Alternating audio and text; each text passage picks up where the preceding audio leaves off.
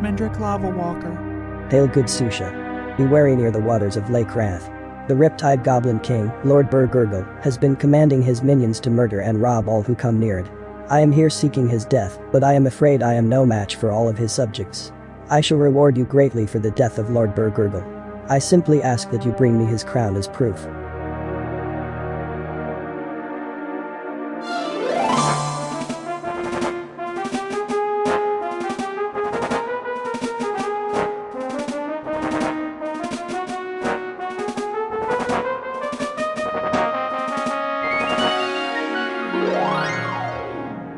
Shmendrik Lavawalker shoves the crown into a scorch-marked leather satchel and cackles uncontrollably as madness twists his features and flames dance in his eyes. You, Susha, have reduced the Riptides into chaos. Without a king to keep them in control, they will ravage the settlement surrounding this lake. After the slaughter, I shall return and easily burn the remainder of the villages and fishing shanties to the ground. None shall escape the fires of the tyrant. The Triumvirate of Water has decreed your fate, Shmendrik Lavawalker. I am here to deliver said fate. I'll slay you like I slaughtered your fellow missionaries. The Triumvirate cannot decide the fate of a follower of the tyrant. Enough. Your existence has come to an end. Shmendrik Lavawalker is overcome with madness and rage. This conflict has been destined by the waters of the Triumvirate.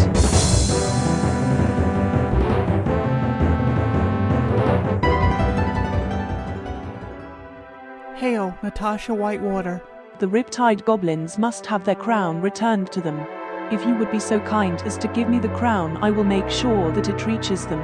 Hopefully they are capable enough to repair the damage that has been done to it. I will have this crown returned to the Riptide Goblins immediately. Should you ever come across an erudite named Om at Vast Sea, give him this seashell. The waters of Norath shimmer with awareness of your deeds here today.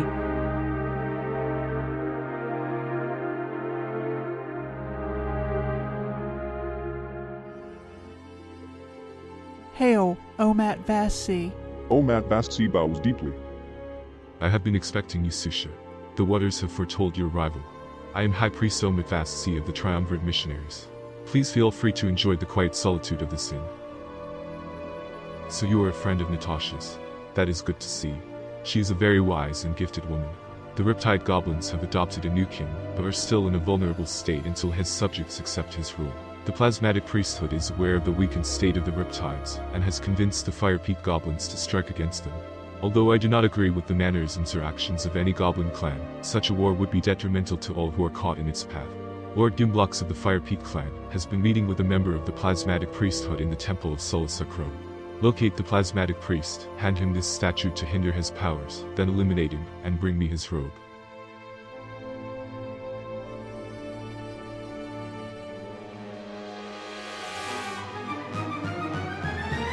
The seeker shakes violently as his hand closes on the coral statue, and flames dance in the depths of his eyes.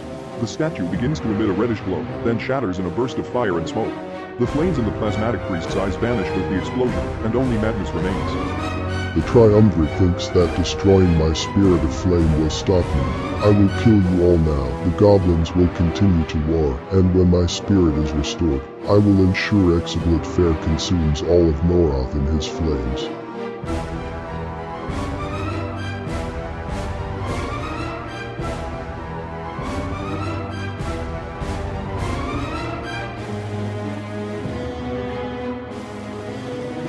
Bye-bye lava, bye-bye flame. Fire Peak Goblins go in main.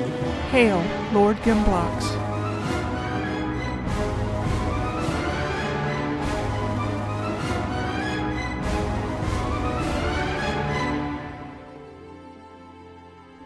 You have proven yourself to be one who is willing to take responsibility for his own actions. Such a trait is desired by all deities to be present in their faithful. I pray that you had the wisdom to slay Lord Gimblox, as well as the Plasmatic priest, in order to prevent further advancement of the incursion against the Riptides. Priestess Natasha waits inside the inn for Lord Gimblox's ring. Make haste, for she is a busy woman and will soon depart.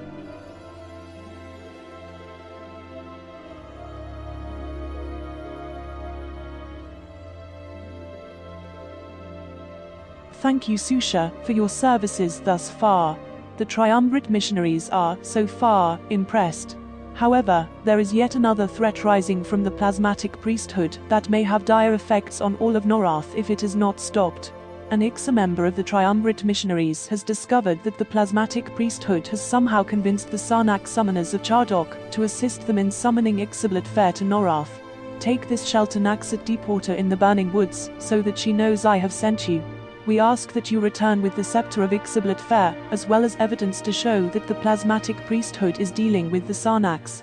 High Priest Omet will await your return. I must depart for now. I pray for your success.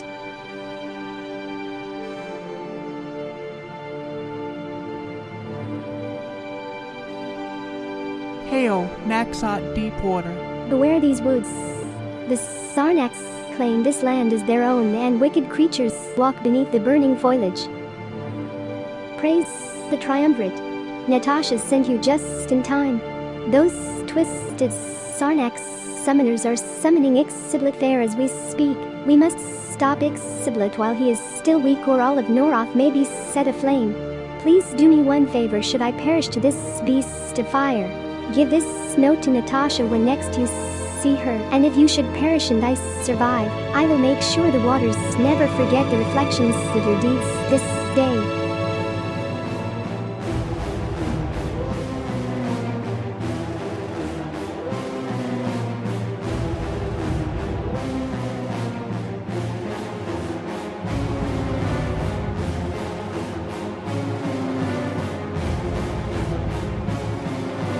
Greetings, O the King Bavizit. The time has come for you to return the boon owed to me from so long ago.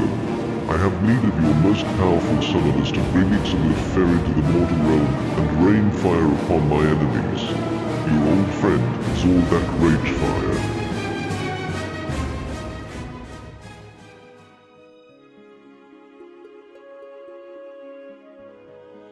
I commend you on your success over the Fire Elemental Lord, Ixablet Fair.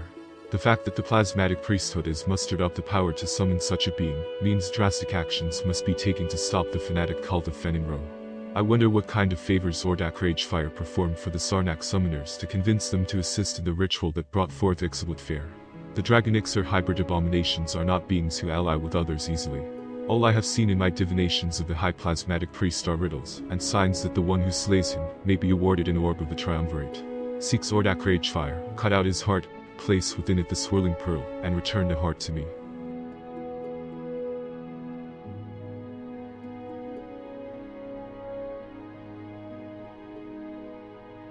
Natasha Whitewater lowers her head in mourning.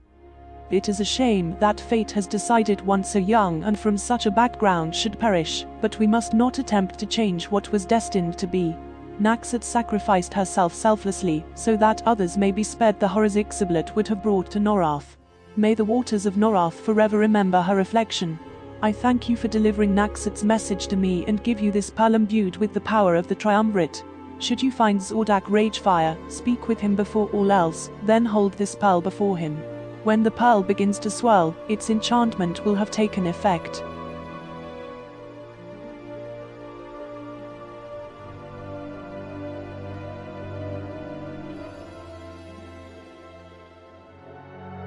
Hail, Water Cecilia.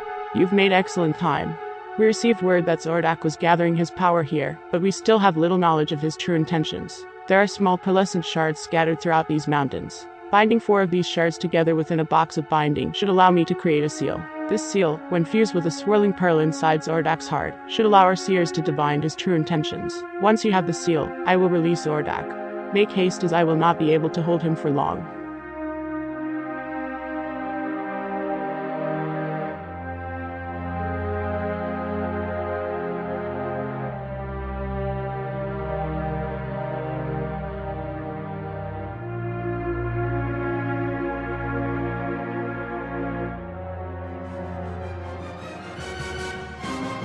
Hail, Zordak Ragefire. Zordak Ragefire stares at Susha with unblinking eyes.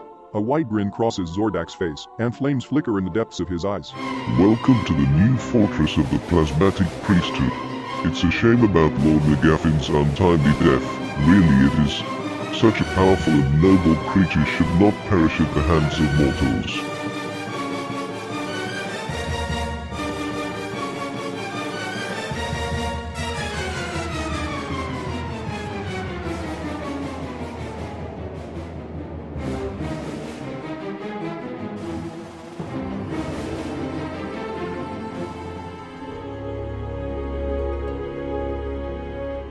I see now that Zordak Ragefire and the exiled elder dragon Zordak Ilicus were the same being. That explains how he resisted to divine his affairs in past. Each of these orbs I have granted you represents one of the triumvirate. Jasad Oceanson awaits on the shore below to perform the ritual that will merge the orbs into a single orb of the triumvirate and summon an avatar from the plane of water.